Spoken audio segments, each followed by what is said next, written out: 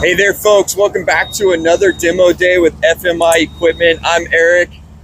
We're out here in Davis, California today, and we're going to be running a demo on that there 72 HD, and we're going to be working in a confined space. So this is going to be a really cool example. We'll bring you guys along of what it looks like and what it takes to get this unit back into a backyard, into a confined space.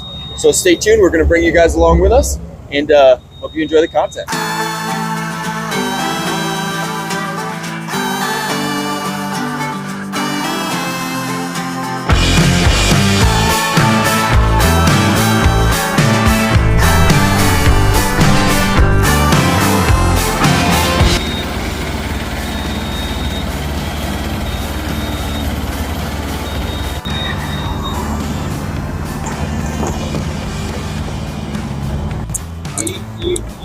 Well, I'm going to operate it through this gate just because it is a little bit of a tight area. All right. Just trying to show you guys how it's done, but I'm going to show you guys how it works. You guys do it. All right. Yeah. Cool. Let's take a look, see what it looks like.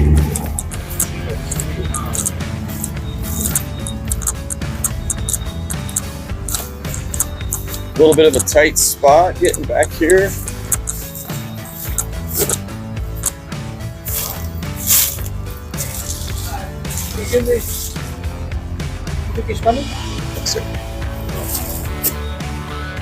So confined area, tree goes directly overhead. Complete removal? Full removal? Okay. Fantastic.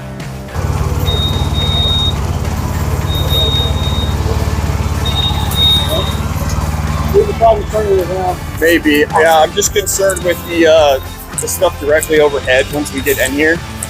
I just want to make sure you guys can get to it. Yeah. See Bobby back there navigating that unit down the side of the house with a high level of precision, using the basket rotate function to give himself clearance where he needs it. Stance as much as possible. So if you want to get through a tiny gate, squeeze it in, then bring it out, drive over. It's going to give you your more stable. When it's sucked up, you kind of want to be a little tippy. So here I'm just going to make sure I have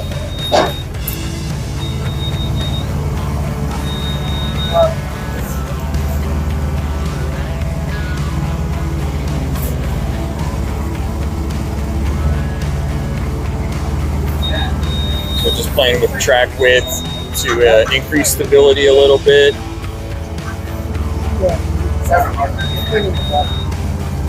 Well, I don't. What my shoe?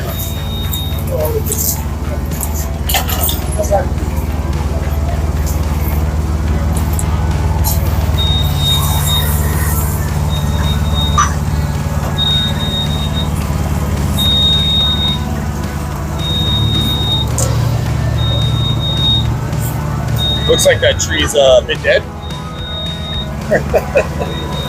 That's why you're a good lift, right? Yeah, it's pretty common, especially for our customers out in the Anderson, Redding area. Lots of dead wood. We got a lot of those out there, yeah.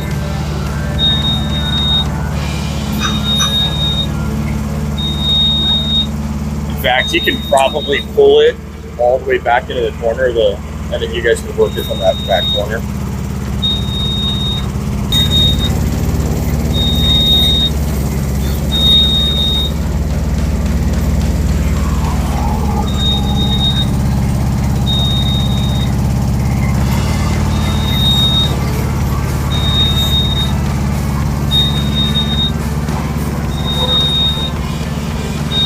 So you're gonna have to start thinking about that turn now. You're gonna have to start thinking about that turn. Yeah, that's kind of what I'm doing right now. I would have put yourself closer to the post so you could start. So you can start the turn, and don't forget we can take the basket off to shorten it up. Okay. So I might come back out and get yourself really close to this post, because remember you can zero turn right about mid track. We've got access. Obviously, you're going to have clientele that are concerned about having fences and posts removed. And we always want to remain sensitive to that. In this case, it doesn't sound like that's a problem. So they just took that center post out, which is going to give us the clearance we need to make the turn with the lip. We've been in a lot tighter spots where this unit would be able to get through.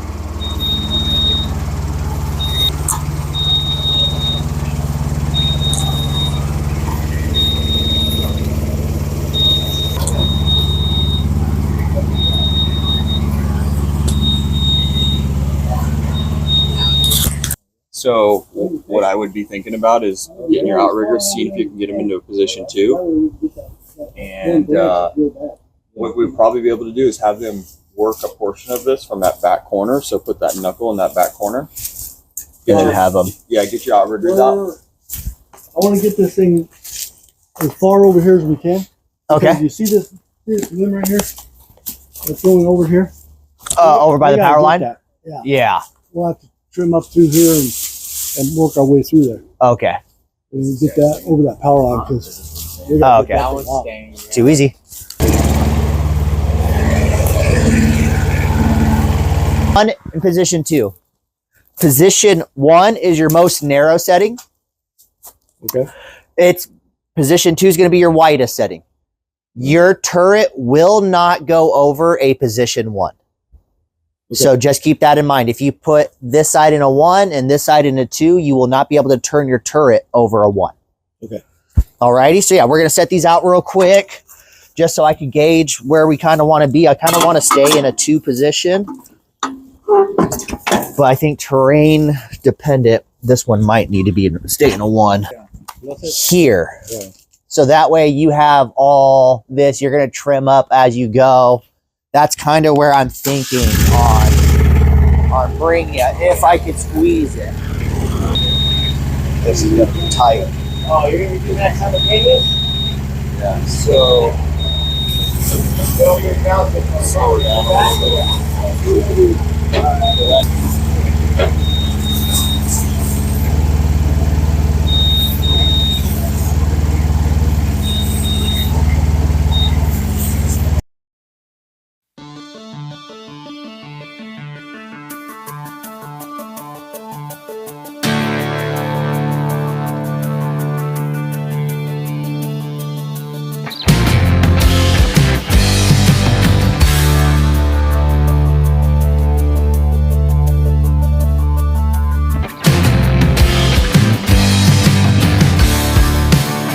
So, to go over a quick thing, you have your lower boom, your upper boom.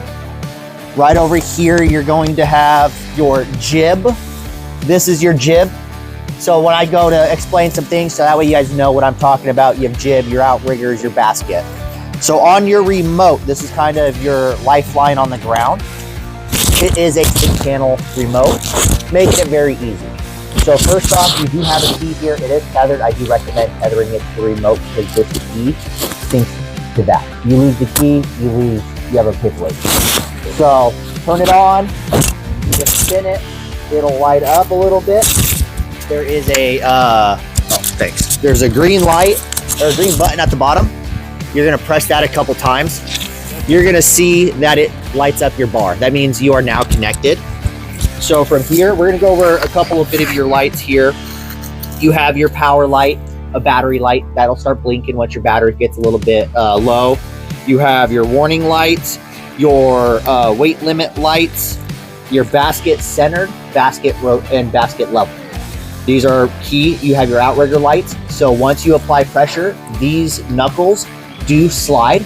There's a sensor right here. So once it feels pressure, it's gonna lock it out, lighting this up, saying that this is good, we're good. Your turret center, and then some more lights. So for icons, all your yellow icons are your aerial icons. Your blue are going to be your basket, outriggers, and no, just outriggers. And then orange is a track. Any orange function is track. So now to go over here to go through the buttons, you have your left wheel, right wheel. You have For in track mode, these are what suck your wheels in. So retraction and extension. Here are your aerial modes. So in aerial functions, these turn into basket rotation and basket level. So up and down. You have your upper boom extension and retraction. Then you have upper boom up, upper boom down, lower boom up, lower boom down, and then turret rotation. And then your jib controls. This is what you're going to do to raise that up. It's a lot, but it's pretty easy. It's pretty self-explanatory. One button does one thing, so it's not like you have to figure it out. Down here on this one, you do have a travel block bypass button here, meaning if you go up a very steep driveway, this thing has 19 degrees. So past 19 degrees, it's going to lock you out. But if you know you're going up a paved driveway, it's safe. I'm not going to flip it. I could hit this and it will continue beeping, allowing you to go. So that way you can get past it. So this bypasses the safety feature of the slopage. You have your engine mode.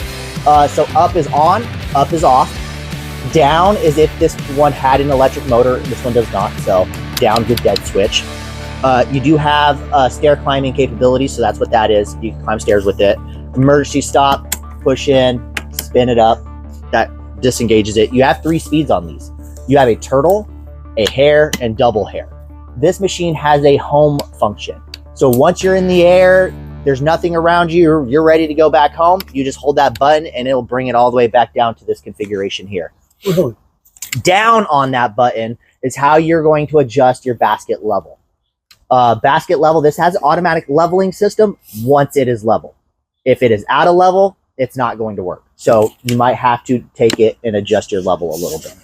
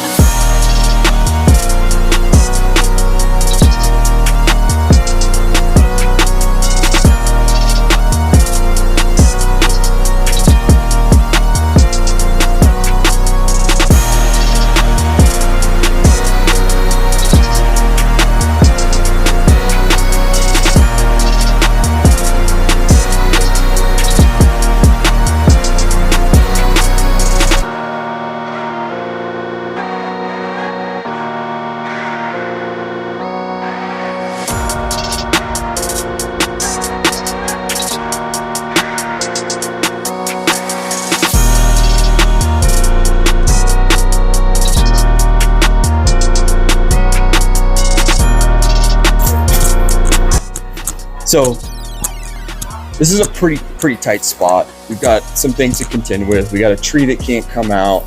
The tree that we're cutting is behind the tree that can't come out. We've got some cable and telephone lines going across the backyard there. So it's going to have some challenges.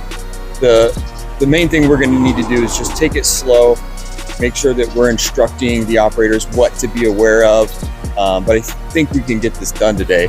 It's just going to be a little tight. So bring you guys along so you can check it out. Harness for the win.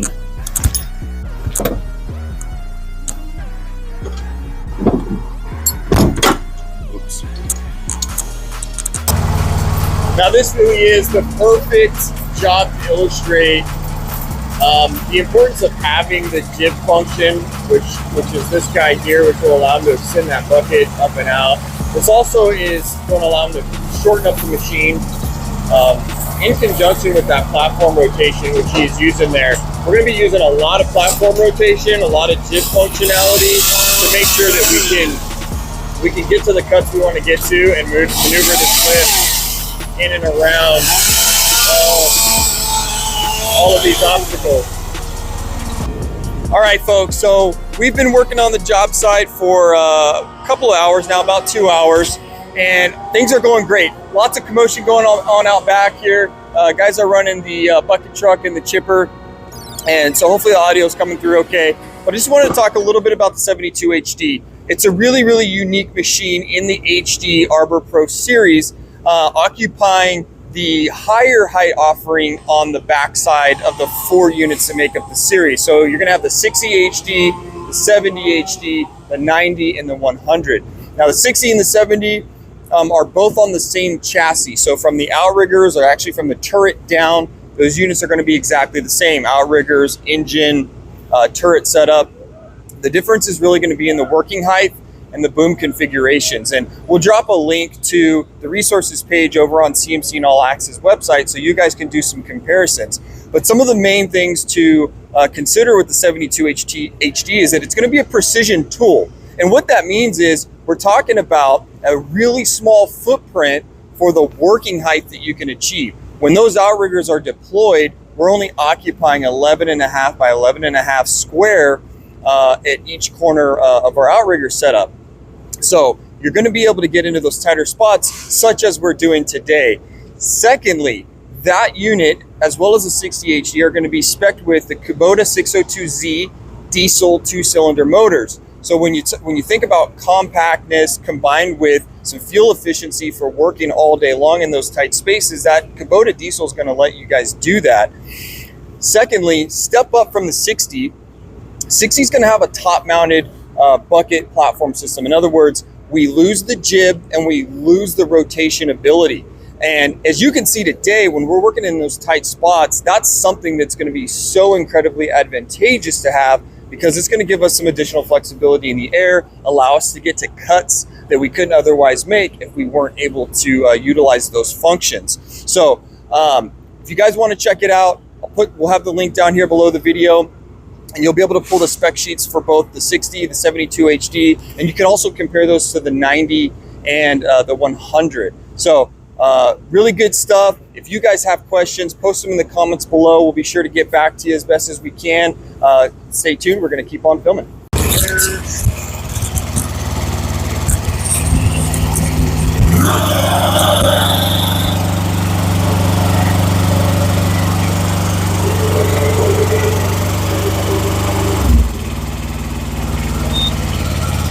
Bobby on the stick.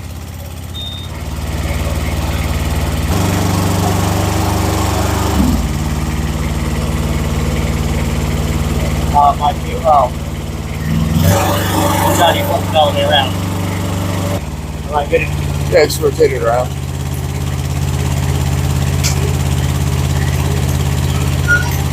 There you go. And then I need to... And then if you can get it back where you had it, where it was pinned. Yeah, there you go.